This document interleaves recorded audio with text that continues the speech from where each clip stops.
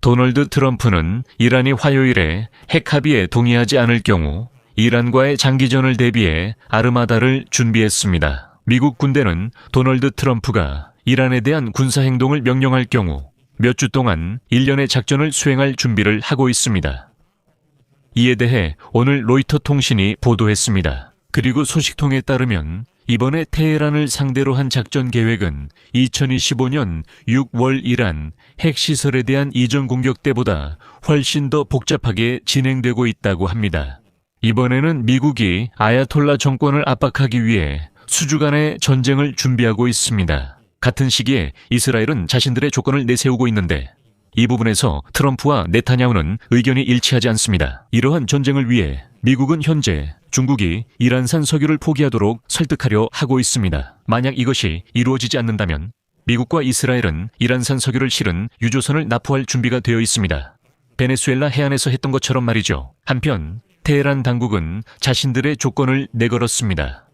미국이 일부 제재를 해제한다면 핵 합의에 일부에 서명할 준비가 되어 있다는 것입니다. 제 이름은 알렉세이 피치입니다. 함께 이 주제에 대해 이야기해 봅시다. 하지만 시작하기 전에 이 채널을 구독해 주시고 좋아요를 눌러주시며 이 영상 아래에 댓글도 남겨주시기 바랍니다. 그리고 제 텔레그램 채널 피치뉴스도 꼭 구독해 주세요. 채널 링크는 이 영상 설명란에 있습니다. 그곳에서는 최신 소식을 실시간으로 전해드리고 있습니다. 자, 이제 2월 17일 화요일에 제네바에서 미국과 이란 간의 새로운 협상 라운드가 열릴 예정입니다. 이런 상황에서 백악관 소식통은 로이터 통신에 미국 군대가 앞으로 몇 주 동안 일련의 작전을 준비하고 있다고 전했습니다. 도널드 트럼프가 이란에 대한 군사행동을 명령할 경우를 대비해서입니다. 이번에는 테헤란을 상대로 한 작전 계획이 지난해 여름 이란 핵시설에 대한 이전 공격 때보다 훨씬 더 복잡한 양상을 띠고 있습니다. 그리고 미국 군대가 장기적인 작전에서 핵 인프라뿐만 아니라 이란의 국가행정시설과 보안 구조물까지도 타격할 것으로 예상됩니다. 그렇습니다. 하지만 백악관 소식통은 구체적인 세부 사항을 밝히기를 거부하고 단지 이것이 수주간 이어질 전쟁이 될 것이라고만 말했습니다. 정확히 말하면 이는 단순 정밀 타격이 아닌 장기전입니다. 전문가들에 따르면 막강한 미사일 무기를 보유한 이란을 상대로 한 이번 작전에서 미군이 감수해야 할 위험은 지난해보다 훨씬 더 클 것이라고 합니다. 또한 아야톨라 정권의 보복 공격은 지역 통제의 위험을 더욱 높이고 있습니다. 워싱턴은 이에 대한 보복 조치가 이어지면서 일정 기간 동안 상호 공격의 악순환이 계속될 것으로 충분히 예상하고 있습니다. 금요일에 미국 관리들은 카리브해에서 베네수엘라 정권을 상대로 작전에 참여했던 유나이티드 스테이츠 십 제럴드 포드 항공모함을 주축으로 한 추가 항공모함 전단이 페르시아만으로 파견된다고 밝혔습니다. 이 항공모함과 그를 호위하는 수천 명의 병력이 탑승한 군함들이 작전에 합류할 예정입니다. 올해 카자흐스탄에서는 도널드 트럼프 군인이 북카롤라이나 주의 미군 기지에서 미군을 상대로 연설을 했습니다. 도널드는 이란이 협상에서 까다롭게 행동하고 있다고 밝혔으며 평화적 해결을 위해서는 미국 군대가 이슬람 공화국 지도부에게 두려움을 심어줘야 할 것이라고 추측했습니다. 트럼프는 그들과 거래 성사는 어려웠다며 계속 두려움을 주기 위해 공격이 필요할 수도 있음을 시사했습니다. 때로는 두려움을 느껴야만 현재 상황을 진정으로 해결할 수 있습니다.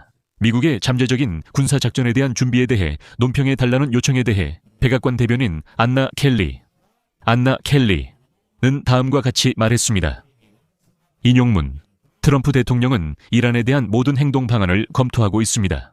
마지막으로 워싱턴과 테헤란의 핵 합의 관련 최근 협상은 3월 7일에 있었다는 점을 상기드립니다. 그 결과이란 외무부 장관 아바스 아락치는 공화국이 평화적 목적에 우라늄 농축을 포기하지 않을 것이며 미사일 프로그램도 중단하지 않을 것이라고 밝혔습니다.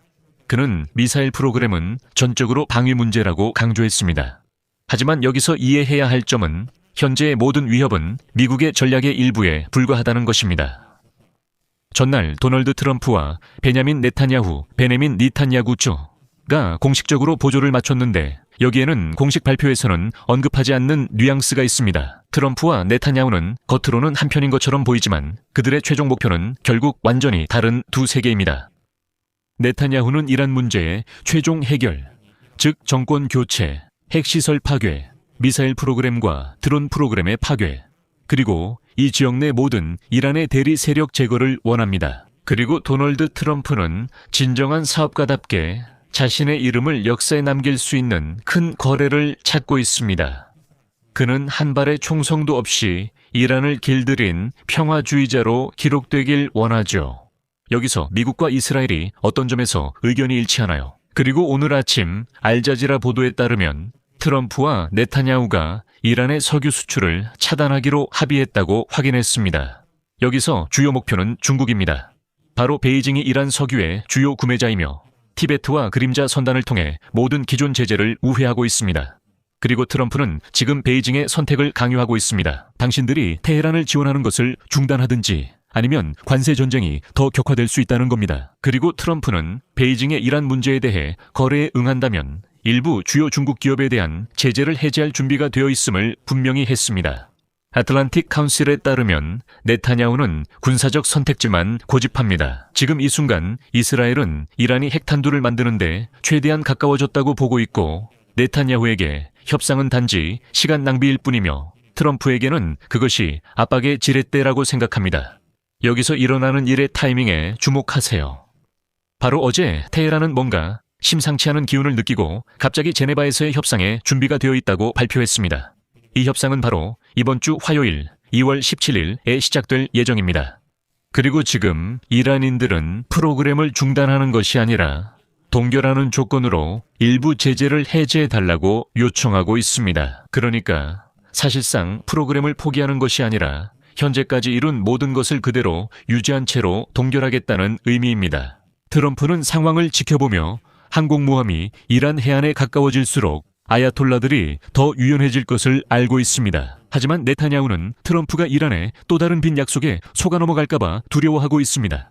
마치 버락 오바마의 핵 합의 때처럼 말이죠. 그리고 여기서 이스라엘 전문가들은 트럼프가 설득 대신 군사행동을 선택해야 하는 여러 가지 이유를 제시합니다. 첫 번째는 중동을 재편성할 수 있는 독특한 순간이라는 점입니다.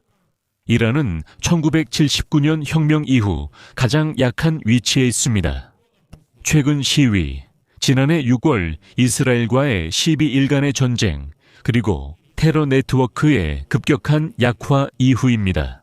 그리고 아브라함 협정도 솔직히 말해서 현재는 일종의 정체 상태에 빠져 있습니다. 미국의 지역적 노력을 진전시킬 어떤 동력이 필요한데 이란이 바로 그 동력이 될 수 있습니다. 어떻게 들릴지 몰라도 말이죠. 둘째, 미국에 대한 의문이 점점 커지고 있습니다. 협상이 오직 핵 프로그램에만 집중되고 있기 때문입니다. 그리고 이제는 모두가 1월에 이란 정권이 시위를 얼마나 잔혹하게 진압했는지에 대해서는 신경 쓰지 않는 것 같습니다.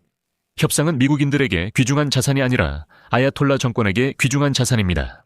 왜냐하면 미국이 실제로 일부 제재를 해제한다면 그것은 정권의 정당성을 부여하기 때문입니다. 그리고 여기서는 2013년 시리아에서 있었던 사건들과도 평행선을 긋고 있습니다. 그때 바락 오바마는 바샤르 아라사드 정권이 자국민에게 화학무기를 사용한 후에도 군사적으로 대응하지 않았습니다. 오바마는 레드라인이라 했지만 선을 넘었어도 아무 조치도 하지 않았습니다. 이후 시리아에서 무슨 일이 있었는지 우리 모두 압니다. 이번에도 트럼프가 대응하지 않는다면 이는 테헤란에 워싱턴이 일정한 압박에는 물러설 수 있다는 신호를 줄 수 있습니다. 결국 이게 비즈니스죠. 이란 정권이 교체된다면 이란의 석유와 가스 비축분이 중국으로 가는 대신 서방에 다시 통합될 수도 있었을 겁니다. 이것은 미국의 에너지 자원 접근 확대를 외교 정책의 핵심 요소로 보는 트럼프 행정부의 입장과 일치합니다. 베네수엘라에서 니콜라스 아사마도르가 축출되고 이란에서 정권이 교체된다면 중국의 에너지 안보는 매우 심각하게 위협받을 수 있습니다. 왜냐하면 베이징은 두 나라에서 수입하는 석유가 전체의 30%를 차지하기 때문입니다. 하지만 최종적으로 어떤 결정이 내려질지는 2월 17일 화요일 제네바에서 미국과 이란 간의 새로운 협상이 시작될 때 드러날 것입니다. 여기서 말을 줄이겠습니다. 여러분의 의견과 생각을 이 영상 아래 댓글로 남겨주시고 채널 구독과 알림 설정, 좋아요도 잊지 마세요.